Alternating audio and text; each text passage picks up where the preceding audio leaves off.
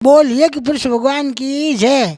बेटा आपको नहीं माँ हवन क्या करा काई करा तो हवन यहाँ ने काले विशेषता है।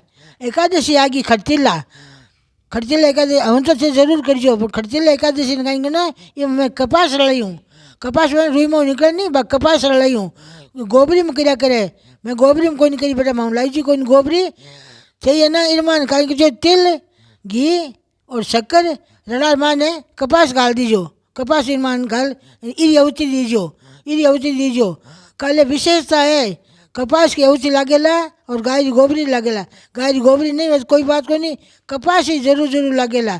और बत्ती मेल देनी माई ने बत्ती माई मेल देनी एडे साइडे चिटिया रख देनी अग्नि प्रवेश हो जावे ना जना अपाने करे स्वाहा પછી બોલજો પેલી સ્વા બોલે ને ગલત વે આ સામગ્રી है बेटा हो प्रसाद चढ़ाओ साबुदाना खीर को चढ़ा दीजो बेटा कोई मच्छर डिब्बे में अन्न ढलियोड़ा आवेला जे तो अपन कहीं करजो अपन घर में साबुदाना खीर बनाए भोग लगा दीजो। बोल श्रीमान की जय।